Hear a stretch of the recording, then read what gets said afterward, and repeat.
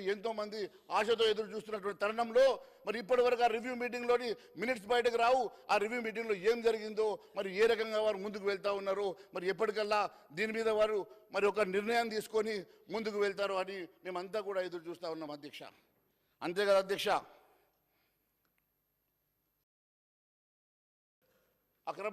అక్రమాలు పాడుపడి దోషులుగా ఉన్న వారి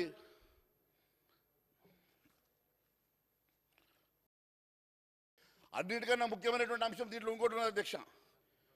ఈ పోర్టులు విదేశీ కంపెనీకి అప్పచెప్పినటువంటి అంశం అధ్యక్ష. ఈ పోర్టల్ని ఒక విదేశీ సంస్థకు అప్పచెప్పి ఇప్పటి వరకు ఐటీ మంత్రిగా ఉన్నటువంటి కేటీఆర్ గారు కానీ, రెవెన్యూ శాఖ చూస్తున్నటువంటి ఆ రోజు ముఖ్యమంత్రి కేసీఆర్ గారు కానీ ఇప్పటి వరకు ప్రభుత్వం వారి మీద ఎందుకు విచారించలేదు? మరి దీని వెనుక ఏ మంత్రం ఉన్నదో అర్థం కావడం లేదు అధ్యక్ష. ఒక విదేశీ కంపెనీకి ఇచ్చి యావత్ రాష్ట్రానికి సంబంధించినటువంటి భూములకు సంబంధించినటువంటి పత్రాలు, వారికి సంబంధించిన వివరాలు మరి మొత్తం కూడా ఒక విదేశీ కంపెనీ చేతిలో పెడితే ఆ విదేశీ కంపెనీ దీన్ని నడిపించినా కూడా వారి మీద ఇప్పటి వరకు ఎలాంటి చర్య కానీ ఎంక్వైరీ కానీ పెట్టించకపోవడం చాలా బాధాకరంగా ఉంది అధ్యక్ష. ఎందుకంటే తెలంగాణ ఏర్పడి భూమి రికార్డు పోలిస్తే ధరణి పోర్టల్లో దేవాదాయ వక్ఫ్ బోర్డులు 40% తక్కువగా ఉన్నట్టుగా, అంతేకాకుండా ఫారెస్ట్ ల్యాండ్ 6 లక్షల ఎకరాలు తక్కువగా ఉన్నట్టుగా తేలింది అధ్యక్ష. మరి ఇక ఇతర ప్రభుత్వ భూములు ఎన్ని లక్షల ఎకరాలు అన్యాక్రాంతమయ్యాయో స్పష్టత లేదని, మరి అంటే లక్షల ఎకరాలు బీఆర్ఎస్ భూ బకాసురులే మింగేశారని తెలుస్తుంది కదా. మరి అలాంటి వారిని పట్టుకోవడానికి కాంగ్రెస్ సర్కార్ ఎందుకు మరి వెనుకంజ వేస్తూ ఉన్నది, ఎందుకు దాని మీద మరి నిర్ణయాన్ని దాటవేస్తూ ఉన్నదో ఈ ప్రజానీకానికి చెప్పాల్సిన అవసరం ఉంది అధ్యక్ష. ధరణి పోర్టల్ నిర్వహిస్తున్నటువంటి ఫల్కాన్ సంస్థ ఒక విదేశీ కంపెనీ అధ్యక్ష.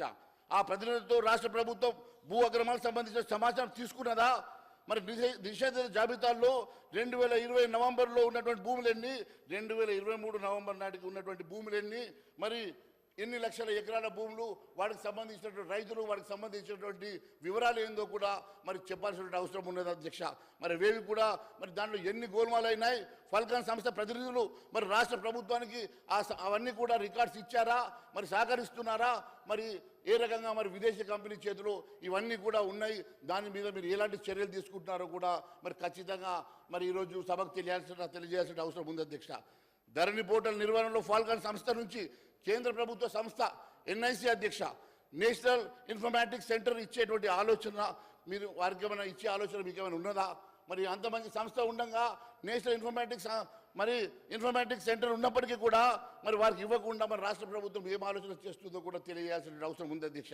మన రాష్ట్ర రైతులకు భూముల వివరాలు విదేశీ కంపెనీలకు అప్పగించే అసలు బాధ్యులు ఎవరు?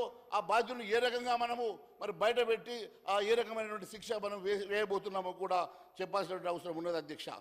ధరణి పోర్టల్ సమస్యల పరిష్కారానికి తెలంగాణ ప్రభుత్వం తీసుకునేటువంటి చర్యలు కూడా ఒకసారి దయచేసి చెప్పాల్సిందిగా కోరుతా ఉన్నాను అధ్యక్ష.